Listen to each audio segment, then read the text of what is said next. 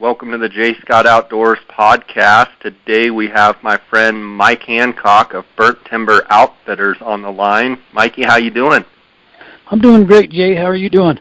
Good. Looks like you guys have been busy. You've been stacking them up. This is a busy time of year for us. It's been a pretty good 10 days so far. That's awesome. Let's start at the beginning. Before the hunt started, going into it, what were the conditions? What was your anticipation of how the hunt was going to be, and rutting, bugling, what have you, before the hunt even started?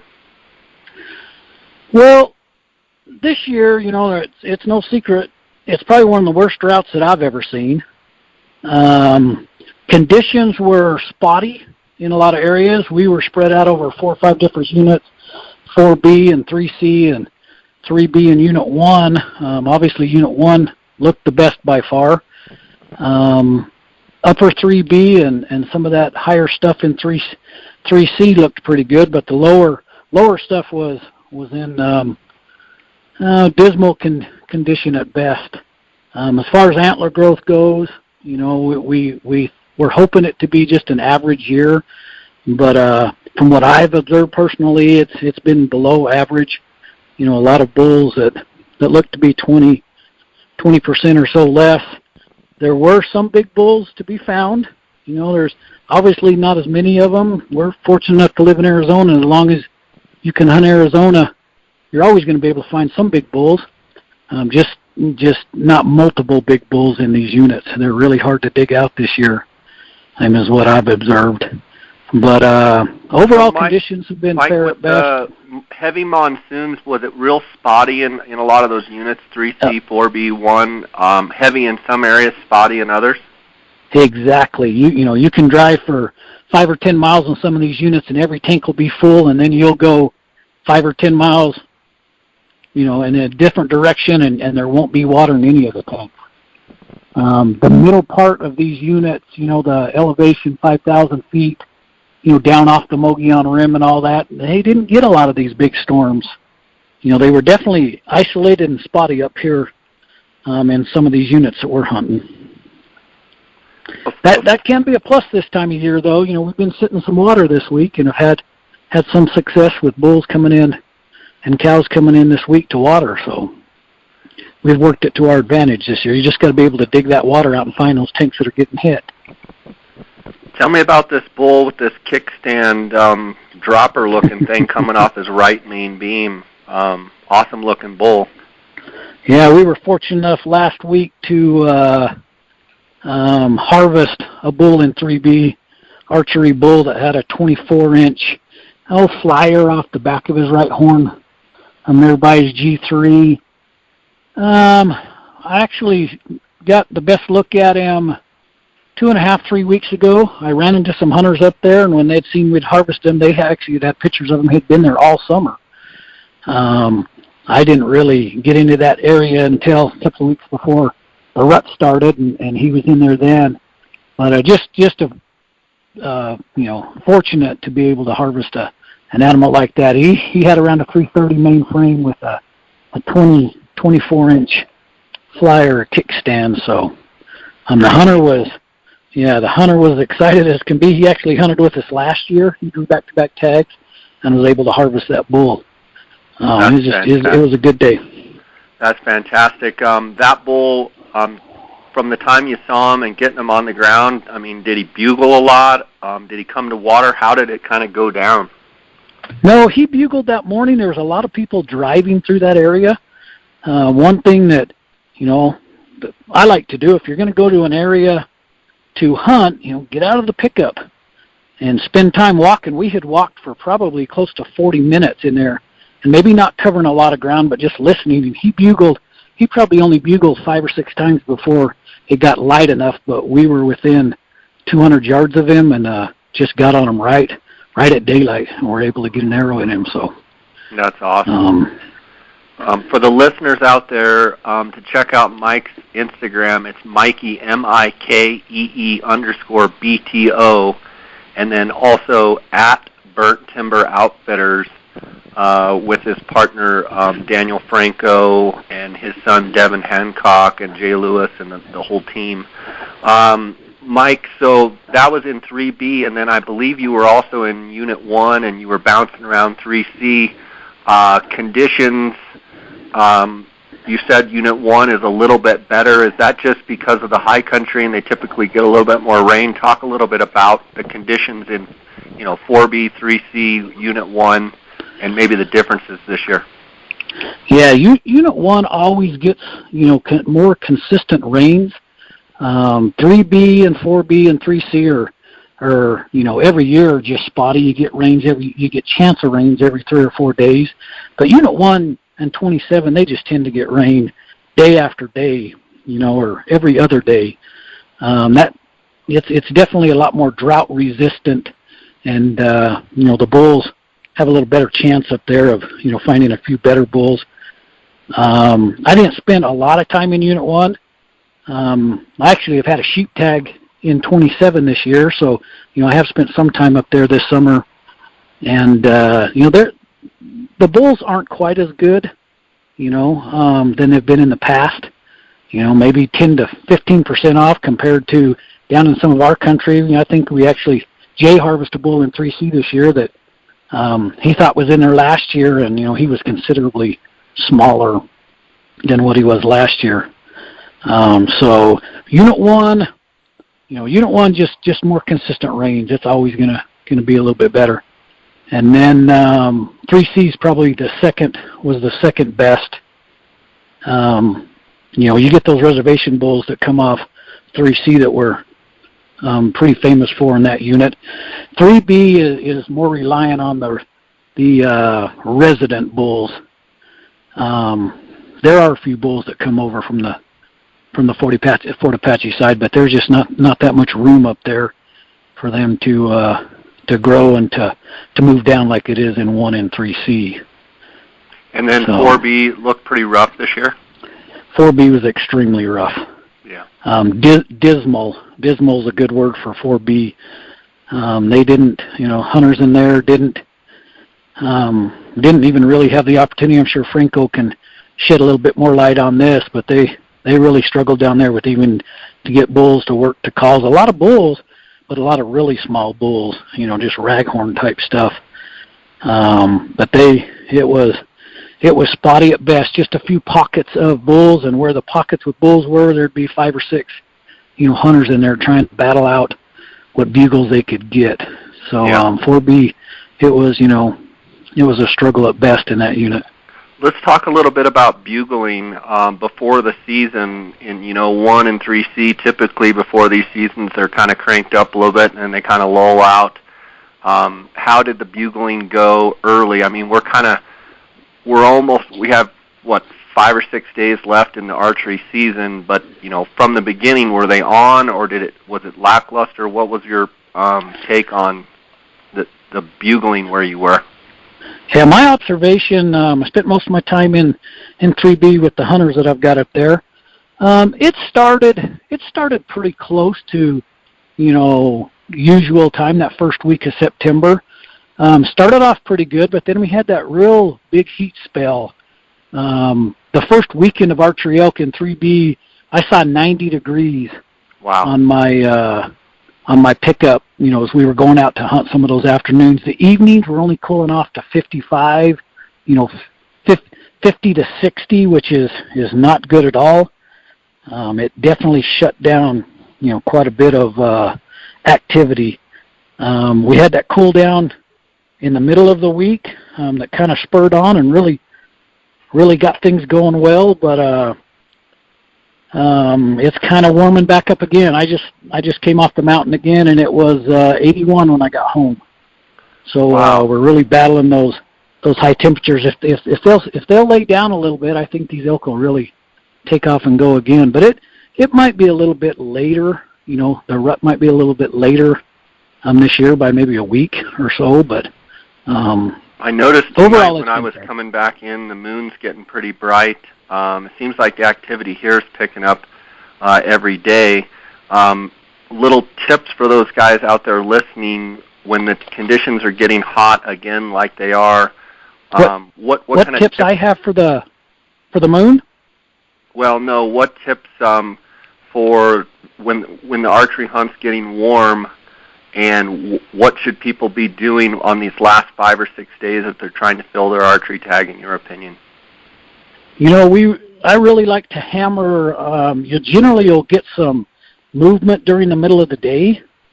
The last couple of days this moon's been up, and right now, they'll go good until this moon lays down around 1 or 2 or 3 o'clock in the morning, and then elk will generally go down too. So mornings have been fair up there, but when they go down early like that, they usually get up early in the afternoon.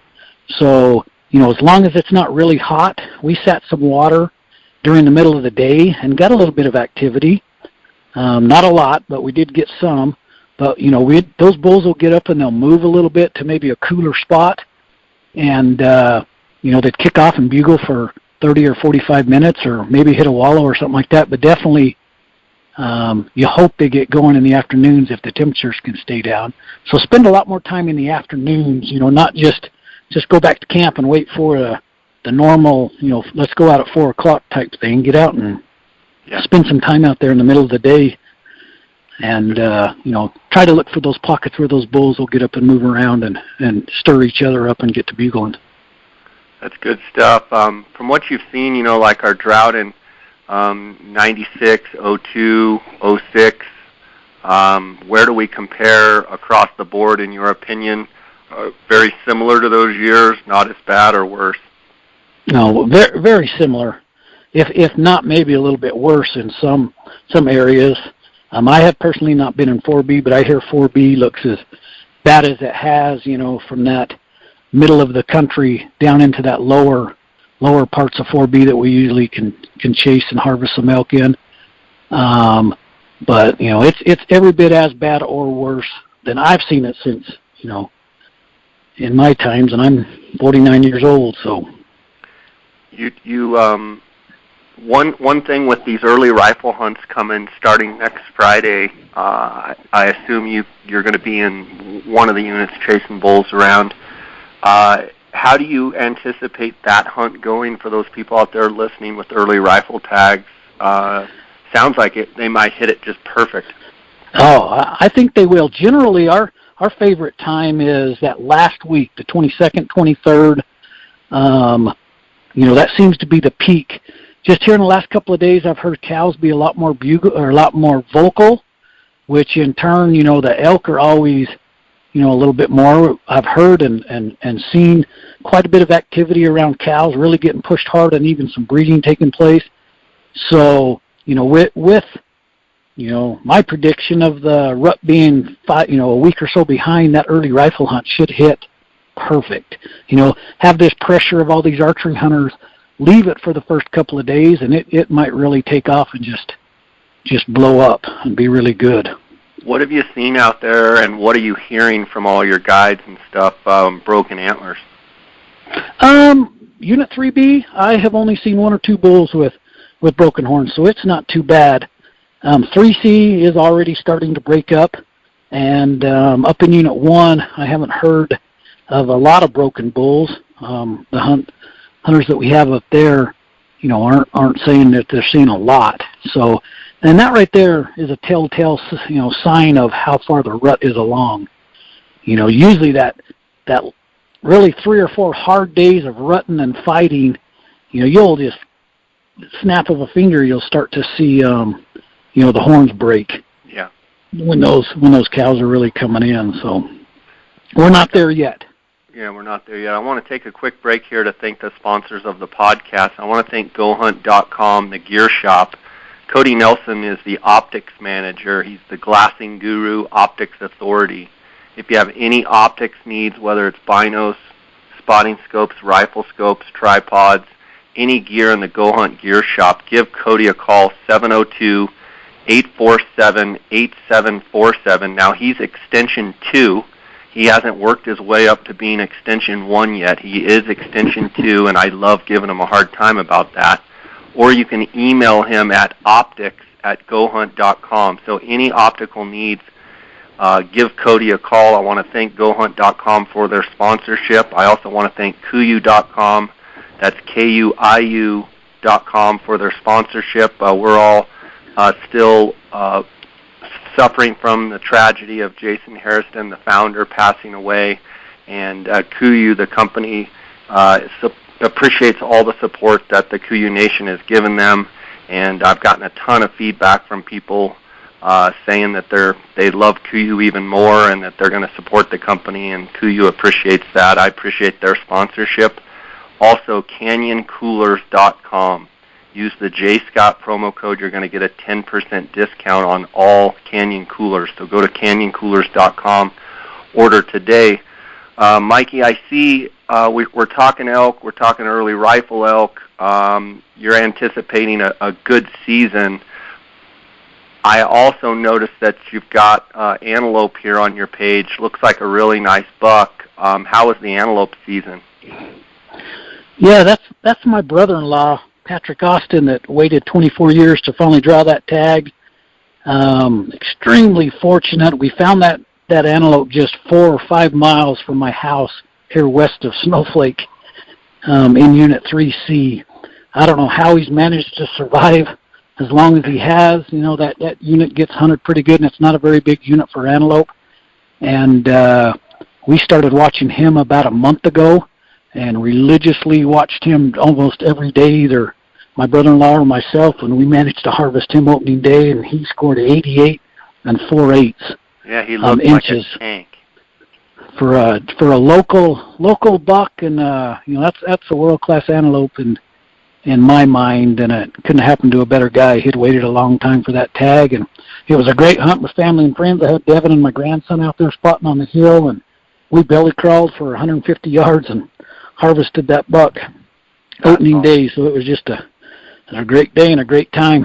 That picture on your Instagram, again, Mikey_BTO, with the sun setting in the back, or the lighting is incredible with that buck. And it looks like his left side, he's got a longer horn on his left side and big old prongs on that sucker. Beautiful, beautiful goat. 18-inch on his left horn and 17.5 on his right. He had 6.5-inch paddles. Just a gorgeous antelope. I was pretty envious of it, but it's well deserved for him. It was a fun hunt. Mike, I want to ask you about your sheep hunt. Before I do that, with the drought conditions the way they are, with the archery hunt, seems like across the state being just pretty spotty here and there. Success has been fairly limited for most folks.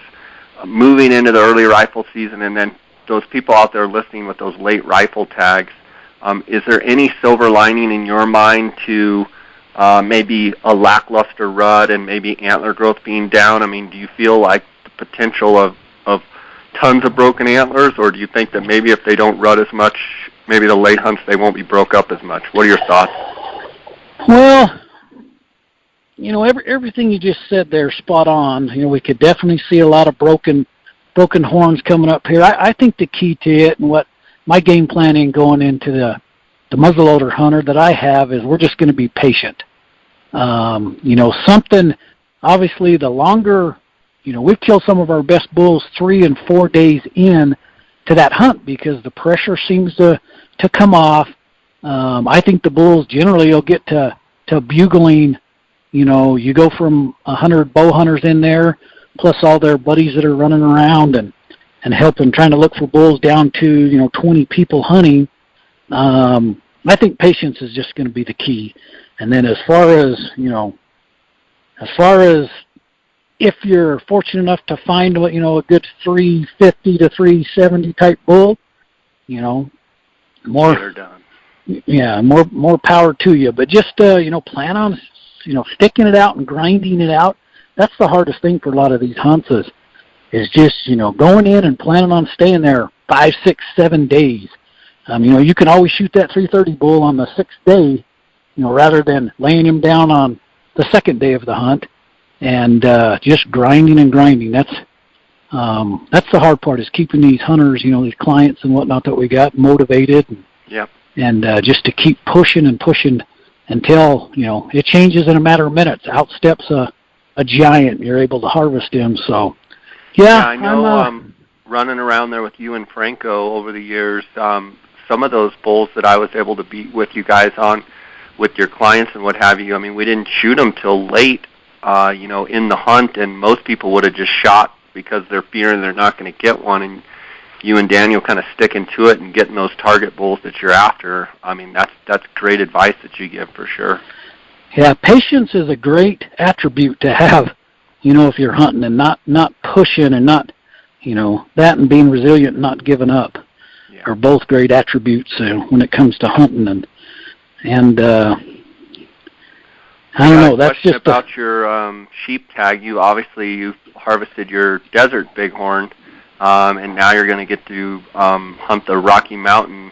How's the scouting going? What the conditions look like? How do the rams look? What are your thoughts on the hunt coming up in December? Oh, I'm just so excited from that. I almost wish I could have, passed on guiding elk this fall and just spent all my time over there. Those sheep are just incredible animals. There's been days that I've seen as many as 32 rams in one day glassing some of that country. So that unit has quite a few number of rams. Just again, sticking to it and trying to find that 180 type ram, is going to be the hard part. I drew the upper 27 blue. It's the roughest of them as far as I'm concerned. It takes a good set of horses and someone that knows their way around that country, which I've got a son-in-law and a friend that I volunteered to come help with all that. But it doesn't get much better than that. I don't know why I'm lucky enough to have drawn a desert in 99 and 21 points later was fortunate enough to draw a Rocky tag. And then I've got a doll also, so I'm only one away. I'm waiting for you to maybe do a GoFundMe or something to see if I can come up with money for a stone. For a stone? Well, I guarantee you, once you get this Rocky, it's going to be on your mind big time. That's awesome. I'm super excited for you, and I know as soon as these elk hunts get done, I know October, November, I know you're going to be pounding it. So I'm anxious to see what you dredge out of there, and you deserve it. I'm excited to watch your success. Buddy, I really appreciate you spending time giving us the update there. Congrats on your success with that Kickstand bull. And we'll be watching for another great couple of bulls here on the early rifle and muzzleloader hunts that you guys have. And just appreciate the friendship and all of the support that you guys have given me over the years. And glad that I was able to get you on and catch you and get you before you're headed off on the mountain again. No, we appreciate all the stuff you've done for us too, Jay. Right on, buddy. Well, God bless you. Tell the family hello and get after them over the next handful of weeks, okay? Good luck to you too, Jay. All right, buddy.